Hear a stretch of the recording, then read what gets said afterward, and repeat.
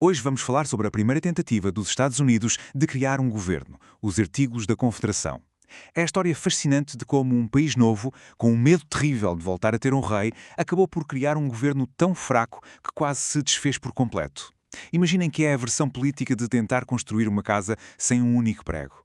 Bem, vamos lá situar-nos. Acabamos de ganhar uma guerra pela independência contra o maior império do mundo. E agora, a tarefa que se segue é gigantesca. Criar um país inteiro, do zero.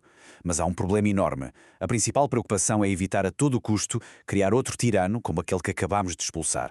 Este medo de um novo rei era tão intenso que condicionou todas as decisões. O raciocínio dos líderes americanos foi algo como: ok, se um governo central forte nos oprimiu, então a solução deve ser ter um governo central super fraco.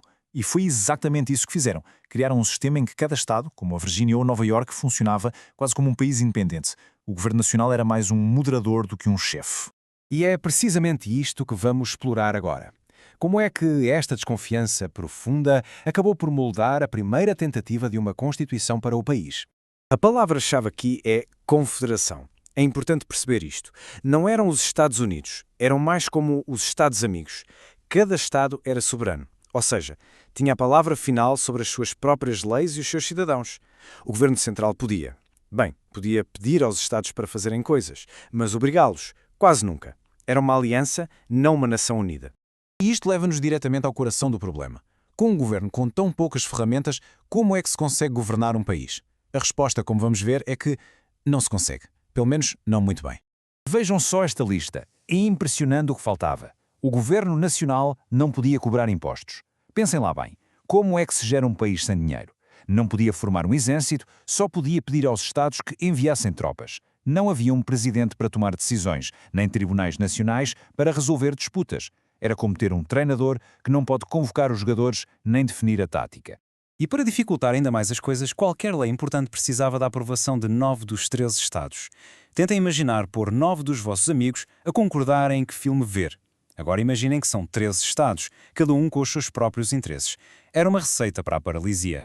Mas esperem, que ainda piora. Esta era a regra que bloqueava tudo.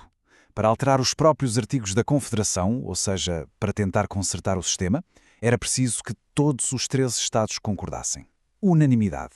Isto queria dizer que um único Estado, por mais pequeno que fosse, poderia dizer não e impedir qualquer mudança. O sistema estava desenhado para não poder ser melhorado. Ora, com um governo tão disfuncional, não é de espantar o que aconteceu a seguir. As coisas começaram a correr muito mal e muito depressa. O país entrou em modo de crise total. Aqui vemos as principais áreas de crise. A maior fatia, sem dúvida, era a dívida de guerra. O país devia fortunas aos seus soldados e a aliados como a França, mas sem poder para cobrar impostos, não tinha como pagar. Depois, os Estados entraram em guerras comerciais uns com os outros, cada um com a sua moeda.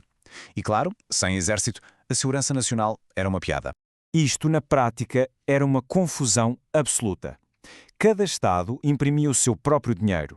O dinheiro da Virgínia podia não valer nada na Pensilvânia, Nova Iorque podia cobrar um imposto sobre os produtos que vinham de Nova Gércia, era o caos económico, e fazer negócios por todo o país era um verdadeiro pesadelo.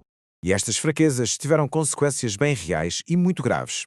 Como não havia um exército nacional, os soldados britânicos, que tinham perdido a guerra, simplesmente ficaram nos seus fortes, em território americano. E a Espanha, vendo a confusão, fechou o acesso ao rio Mississippi, o que foi um desastre para os agricultores do Oeste. Aos olhos do resto do mundo, a nova nação parecia uma anedota. A situação era completamente insustentável. E foi então que um acontecimento em particular soou como um alarme de incêndio por toda a nação, mostrando a todos que o sistema estava mesmo à beira do colapso. Esta citação resume uma nova preocupação que começou a surgir. Os líderes começaram a temer que, ao fugirem de um governo forte, tinham criado o caos. E que esse caos poderia levar a algo igualmente mau, o despotismo. Ou seja, quando as coisas estão tão más que as pessoas aceitam um líder autoritário só para restaurar a ordem. O medo de um rei estava a ser substituído pelo medo do caos. E esse grande alarme foi a rebelião de Shays. Em Massachusetts, agricultores que tinham sido heróis na Guerra da Independência estavam a perder as suas terras por causa das dívidas. Liderados por um homem chamado Daniel Shays, pegaram em armas contra o seu próprio governo. E a parte mais chocante? O governo nacional não pôde fazer absolutamente nada. Não tinha dinheiro, não tinha soldados, viu tudo acontecer de braços cruzados. A lição foi dura, mas muito clara.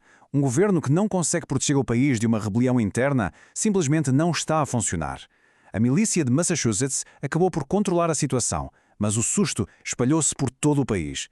Se aconteceu ali, podia acontecer em qualquer lugar. Era preciso fazer alguma coisa, e rápido.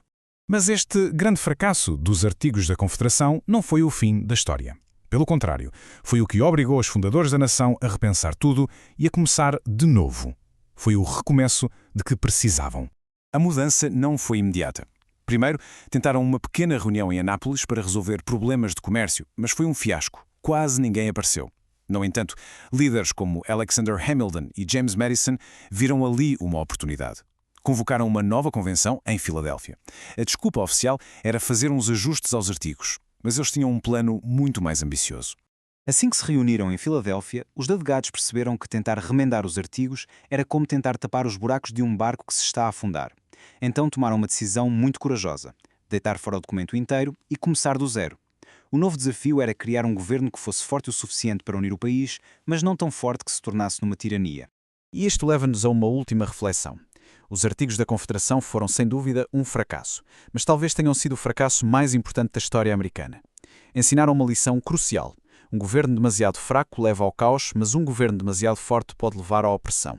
A procura por este equilíbrio de poder não acabou em 1787. É uma discussão que, na verdade, continua em todo o mundo até aos dias de hoje.